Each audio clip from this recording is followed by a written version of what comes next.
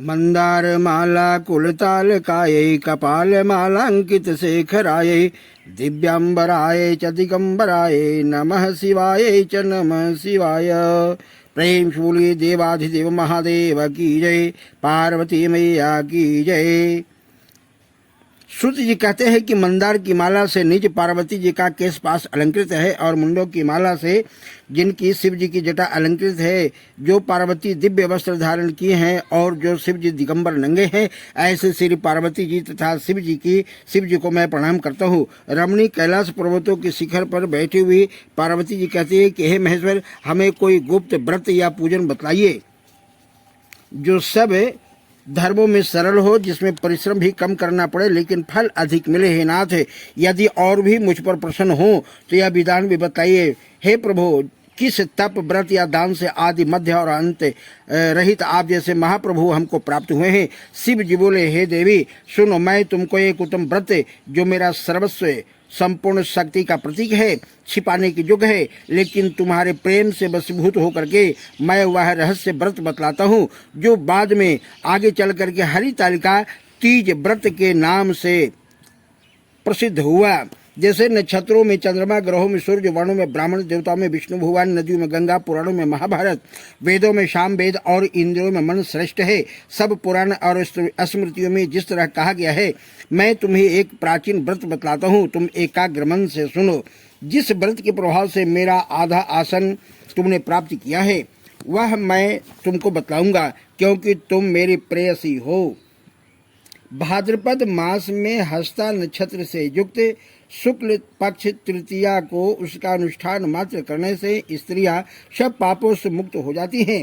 हे देवी, तुमने आज से बहुत दिनों पहले हिमालय पर्वत पर इस व्रत को किया था, वह वृतांत मैं तुमको कहूँगा। पार्वती जी ने पूछा, हे नाथ, मैंने क्यों यह व्रत किया था, यह सब आपके मुख से मैं सुनना चाहता हूँ। शिव जी कहते हैं कि भारतवर्ष की उत्तर की ओर एक बड़ा रमणीक और पर्वतों में श्रेष्ठ हिमवान नामक पर्वत है। उसके पास तरह तरह की नदियां हैं, तरह तरह के वृक्ष उस पर लगे हुए हैं। नाना प्रकार के पक्षी और अनेक प्रकार के पशु उस पर निवास करते हैं। वहां पर पहुंचकर गंधर्वों के साथ बहुत से देवता, सिद्ध धारण और पक्षीगण सर्वदा प्रसन्न मन से विचरा करते हैं। वहां पहुंच करके गंधर्व गाते हैं, अप्सराएं नाचती हैं। उस पर्वतराज के कितने ही शिखर ऐसे हैं जिनमें स्फटिक, रत्न और वैदुर्ज मणि आदि की खानें भरी पड़ी हुई है। यह पर्वत ऊंचा तो इतना अधिक है कि मित्र के घर की तरह समझ करके आकाश को स्पर्श किए रहता है। उसके समस्त शिखर सदैव हिम से, बर्फ से आच्छादित ढके हुए रहते हैं, जैसा कि जल ध्वनि सदा सुनाई देती रहती है। हे पार्वती, तुमने बाल्यकाल में, बचपन में उसी पर्वत पर तपस्या की थी। 12 वर्ष तक तुम उल्टी टंगी रह करके केवल धुआं पी करके रही।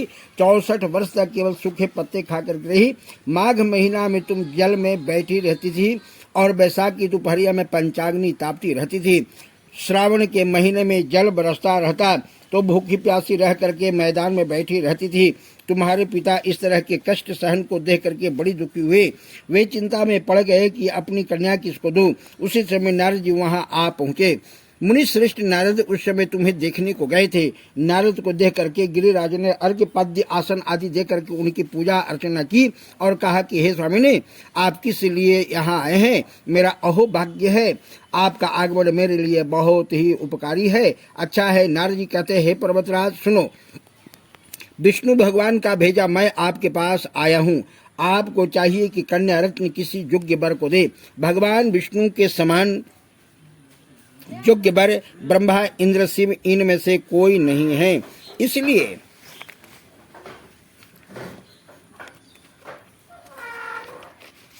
इसलिए मैं यही कहूँगा कि आप अपनी कन्या भगवान विष्णु को ही देवे। हिमाचल राजा ने कहा कि भगवान विष्णु स्वयं मेरी कन्या ले रहे हैं और आप यह संदेश लेकर क्या हैं, तो मैं अपनी कन्या अवश्य ही उनको दूंगा। हिमवान की इतनी बात सुन करके मुनिराज नारद आकाश में विलीन हो गए, अंतर्ध्यान हो गए। हे पीताम्बर, शंख चक्र गदाधारी भगवान विष्णु के पास पहुंचे। वहां हाथ जोड़ करके नारद जी ने भगवान विष्णु से कहा कि हे देव सुनिए, मैंने आपका विवाह पक्का कर दिया है। उधर हिमाचल राजा ने ये पार्वती से आकर कहा कि हे पुत्री, मैंने तुम्हें भगवान विष्णु को दे डाला है। यह पिता की बात सुन करके तुम बिना उत्तर दिए ही सखी के घर चली गई। वहीं जमीन पर तुम पड़ी और बड़ी दुखी होती हुई विलाप करने लगी, क्रंदन करने लगी, रोती रही। तुमको यह देख करके, विलाप करते हुए देख करके सखी ने पास आकर के कहा कि हे देवी, तुम क्यों इतनी दुखी हो रही हो? तुम इसका कारण बताओ। तुम्हारी जो इच्छा होगी मैं यथाशक्ति पूरा करने की चेष्टा करूंगी, अवश्य ही सहायता करूंगी, इसमें कोई संशय नहीं है। पार्वती बोली, मेरी जो अभिलाषा है उसे तुम प्रेम पूर्वक सुनो। शिव जी को एकमात्र मैं अपना पति बनाना चाहती हूँ। मेरे इस विवाह को पिता ने ठुकरा दिया है, इससे मैं अपने शरीर को त्याग दूंगी। पार्वती की इस बात को सुनकर के सखियों ने कहा कि शरीर का त्याग मत कर, चलो एक ऐसे वन के चलें जहाँ पिता को पता भी नहीं लगे। यही बात संकल्प करके, विचार करके सखियों ने सलाह करके पार्वती को लेकर के वैसे वन में जा पहुंची। उधर घनघोर जंगल में जा पहुंची। उधर तुम्हारे पिता घर घर तुम्हें खोजने लगे। दूतों द्वारा भी खबर लेने को गए, कौन देवता, दानव या किन्नर मेरी पुत्री को हर ले गया है। उन्होंने मन ही मन कहा कि मैं नारद जी के आगे प्रतिज्ञा कर चुका हूँ कि पुत्री भगवान विष्णु को ही दूंगा। ऐसा सोचते सोचते हिमाचल राजा मूर्छित हो गए। गिरिराज को मूर्छित देख करके सब लोग हाहाकार करके दौड़ पड़े। जब होश हुआ तो सब पूछने लगे कि हे गिरिराज, आप अपनी मूर्छा का कारण बताइए। हिमाचल राजा ने कहा कि आप लोग मेरे दुख का कारण सुने। न मालूम कौन मेरी पुत्री को हर ले गया है। ऐसा नहीं हुआ तो उसे काले सांप ने, नाग ने काट लिया होगा या सिंह व्याघ्र खा गए होंगे। हाय हाय, मेरी बेटी कहाँ गई? किस दुष्ट ने मेरी पुत्री को मार डाला है? ऐसा कहकर के झोंके से कांपते हुए वृक्ष के समान कांपने लगे। इसके बाद हिमाचल राजा ने तुम्हें जंगल जंगल वन खोजने लगे, गहन वन में भी खोजने लगे। वह वन भी सिंह, भालू आदि हिंसक जंतुओं में बड़ा भयानक हो रहा था। तुम भी अपनी सखी के साथ उस भयानक वन में चलती चलती एक ऐसी जगह जा पहुंची जहां एक नदी बह रही थी। उसके रमणीक तट पर एक बड़ी सी कंदरा थी। तुमने इसी कंदरा में आश्रय लिया, आश्रम बना लिया और मेरी एक बालू की प्रतिमा बना करके अपनी सखी के साथ निराहार रह करके मेरी आराधना करने लगी। जब बहादुर को उपयुक्त तृतीया तिथि प्राप्त हुई तब तुमने मेरा विधिवत पूजन किया और रात भर जाकर के वाद्यादि से मुझे प्रसन्न करने में बिताया। उस व्रत राज के प्रभाव से मेरा आसन डगमगा उठा, जिससे मैं तत्काल उस आसन पर जा पहुंचा जहाँ की तुम अपनी सखी साथ रहती थी। वहां पर पहुंच करके तुमसे कहा कि मैं तुम पर प्रसन्न हूँ, बोलो क्या चाहती हो? तुमने कहा कि हे मेरे देवता, यदि आप मेरे पर प्रसन्न हैं तो मेरे पति बने। मैं तथास्तु कह करके कैलाश पर्वत पर वापस चलाया और वापस आने पर तुमने वह प्रतिमा नदी में प्रवाहित कर दी और सखी के साथ उस महाव्रत का पारण किया। हिमवान भी तब तक उस गहन वन में खोजते खोजते आ पहुंचे। चारों दिशाओं में तुम्हारी खोज करते करते वे व्याकुल हो चुके थे, इसलिए तुम्हारे आश्रम के समय पहुंचते ही गिर पड़े। थोड़ी देर के बाद उन्होंने नदी तट पर दो कन्याएं बालाएं देखी। देखते उन्होंने छाती से लगा लिया और बिलख कर रोने लगे। फिर पूछा कि हे पुत्री, तुम सिंह, व्याघ्र आदि जंतु से भरे इस घने वन में क्यों आ पहुंची? पार्वती जी ने उत्तर दिया कि हे पिताजी, मैंने पहले ही अपने आप को शिव जी के हाथों सौंप डाला था। आपने मेरी बात टाल दी, इससे मैं यहाँ चली आई हूँ। हिमाचल राजा ने सांत्वना दी कि हे पुत्री, मैं तुम्हारी इच्छा के विरुद्ध कुछ नहीं करूँगा। तुम्हें अपने साथ हुए घर ले आए और मेरे साथ तुम्हारा विवाह कर दिया। इसी से तुमने मेरा आधा आसन पाया है और उसी दिन से तुम अर्धासन पा करके अर्धांगिनी बढ़ी। तब से आज तक किसी के सामने मुझे यह व्रत प्रकट करने का अवसर प्राप्त नहीं हुआ। हे देवी, मैं यह बतलाता हूँ कि इस व्रत का हरितालिका नाम क्यों पड़ा। तुमको सखिया हर कर ले गई थी, इसी से इसका नाम हरितालिका नाम पड़ा है। इस पर पार्वती जी ने पूछा, है प्रभु, आपने नाम बताया, विधि भी बताइए, इसका क्या पुण्य और क्या फल है? यह व्रत कौन करे? श्री शिव जी कहते हैं कि हे देवी, मैं स्त्री जाति की भलाई के लिए यह उत्तम व्रत बतलाता हूँ। जो स्त्री अपनी सौभाग्य की रक्षा करना चाहती है वह यत्न पूर्वक इस व्रत को अवश्य करे। पहले कदली के खंभे, केला के खंभे आदि से सुशोभित करके सुंदर मंडप बनवावे। उसमें रंग रंग के रेशमी कपड़ों से बंधनवार लगा करके चंदन आदि सुगंधित द्रव्य से मंडप लिपावे। फिर शंख, भेरी, मृदंग आदि बाजे बजाते हुए बहुत से लोग एकत्रित होकर के तरह तरह के मंगलाचार करते हुए उस मंडप में पार्वती जी तथा शिव जी की प्रतिमा स्थापित करे। उस रोज दिन भर उपवास करे, बहुत से सुगंधित फूल, गंध और मनोहर धूप, नाना प्रकार के नैवेद्य आदि एकत्रित कर मेरी पूजन करे और रात भर जागरण करे। ऊपर जो वस्तुएं गिनाई गई हैं उनके सिवाय नारियल, सुपारी, जमीरी, नींबू, लौंग, अनार आदि जो फल प्राप्त हो, ऋतु में प्राप्त हो सके, उन्हें इकट्ठित कर ले और चढ़ावे। उस ऋतु में जो फल फूल और मिल सके उन्हें विशेष करके रखे।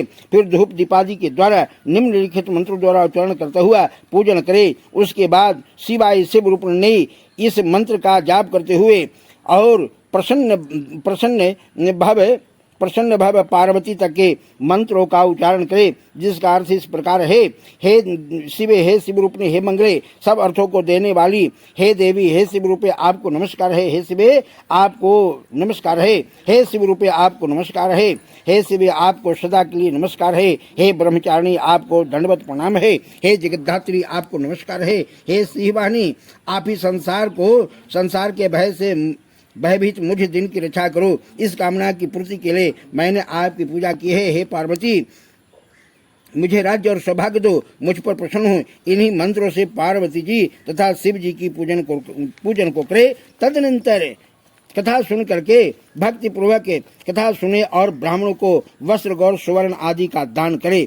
इस तरह एक चित्त होकर के स्त्री पुरुष दोनों एक साथ पूजन करे। फिर वस्त्र आदि दे करके उन्हें प्रसन्न करे और संकल्प करके और भी वस्तुएं दान में दे। हे देवी, जो स्त्री इस प्रकार पूजन करती है वह सब पापों से छूट जाती है और उन्हें 7 जन्म तक सुख तथा सौभाग्य की प्राप्ति होती है। जो स्त्री तृतीया विधि का व्रत न करके अनभक्षण करती है वह 7 जन्म तक बंध्या रहती है। उसके बार बार विधवा होना पड़ता है। वह सदा दरिद्र, पुत्र शोक से शोकाकुल स्वभाव की लड़की, सदा दुख भोगने वाली होती है। उपवास न करने वाली स्त्री अंत में घोर नरक में जाती है। तीज को अन्न खाने से, सुक्री फल खाने से, बनरिया जल पीने से जो के, दूध पीने से सापुन, मांसाहार करने से बाघिन, दही खाने से बिल्ली, मिठाई खाने से चींटी और सब कुछ खाने से मक्खी जोनी में जन्म होता है। उस रोज सोने से अजगरी और पति को धोखा देने से मुर्गी जोनी में जन्म होता है।